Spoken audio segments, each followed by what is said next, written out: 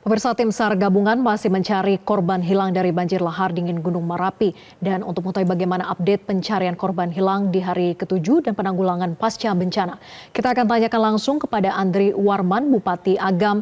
Selamat sore, Pak Andri. Selamat sore, Mbak. Baik, Pak Andri, sampai dengan sore hari ini berapa total korban hilang yang masih dilakukan pencarian dan berapa total korban jiwa di Kabupaten Agam sejauh ini? Di Kabupaten Agam itu yang kita punya 16 kecamatan dan di bencananya ada di 11 kecamatan, dan tapi puncaknya ada di 3 kecamatan, Kecamatan Ampekoto, Kecamatan Sungai Pua, dan Kecamatan Canduang. Dari 3 kecamatan tersebut di Koto Tuo, di Ampekoto tidak ada korban jiwa, cuman rumah dan sekolah yang hanyut di bawah arus air. Sedangkan di Kecamatan Sungai Pua itu ada korban sekitar total 16 orang, yang 1 orang sampai sekarang masih belum ditemukan, yaitu Bapak Sahar, umur 60 tahun, laki-laki.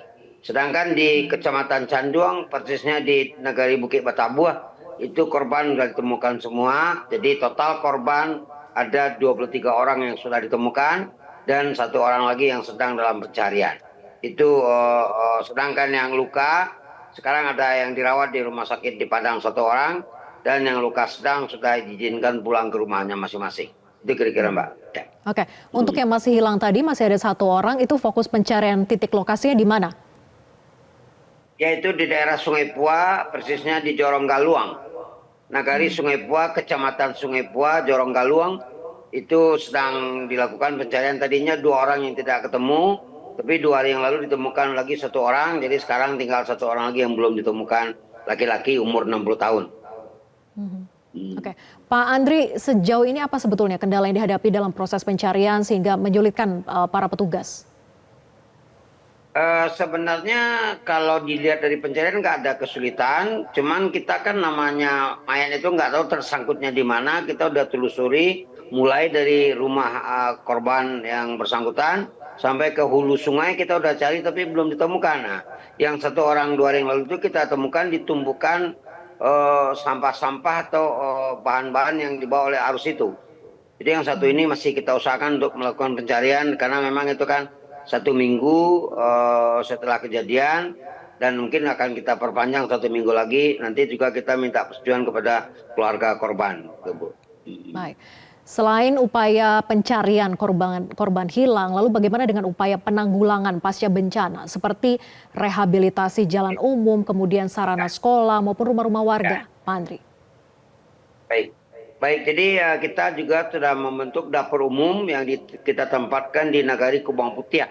Jadi sengaja dapur umum ini tidak di 3 lokasi karena lokasi ini agak berdekatan.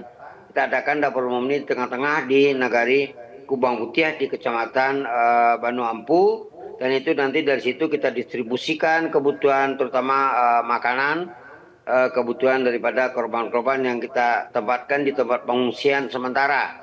Tempat pengungsian sementara itu adalah selain ada di tenda-tenda BNPB, juga ada di SD-SD yang terdekat dengan lokasi. Nah, terutama pengungsian ini di 3 tempat. Jadi di Koto Tuo, di Bukit Batabuah, dan di Sungai Pua.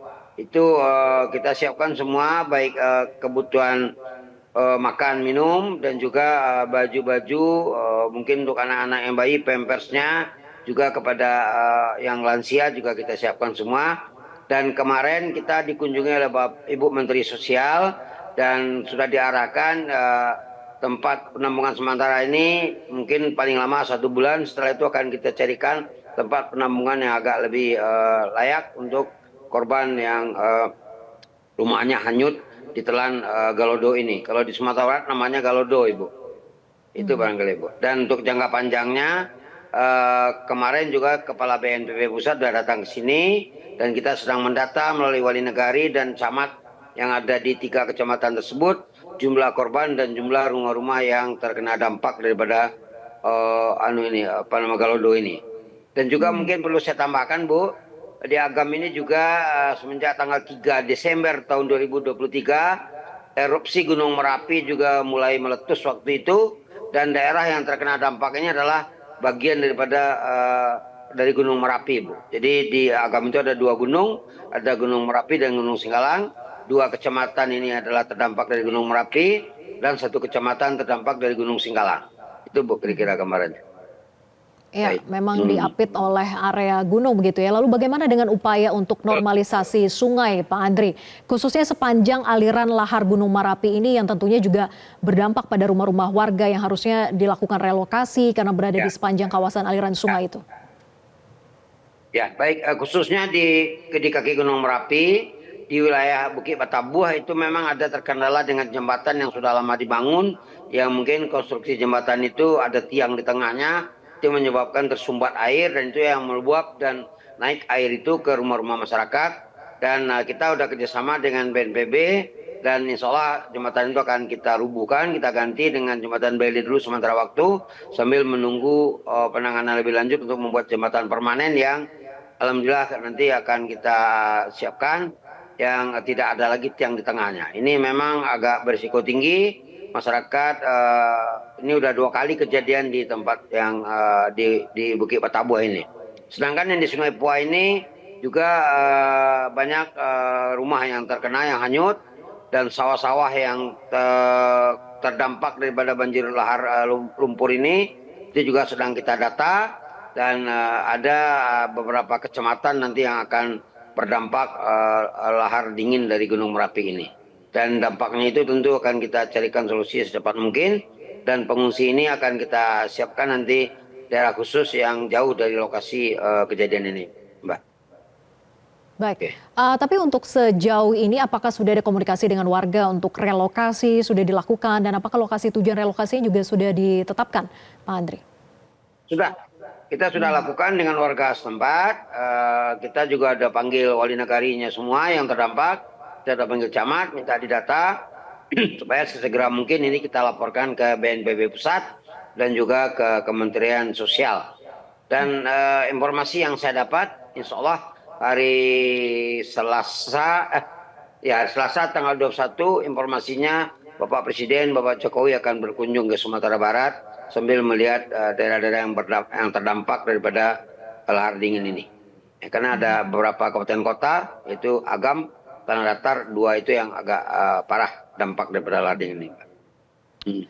Baik, terima kasih Bupati Agam, Bapak Andri Warman sudah berkenan bergabung bersama kami di Metro hari ini. Selamat sore. Jelajahi cara baru mendapatkan informasi. Download Metro TV Extend sekarang.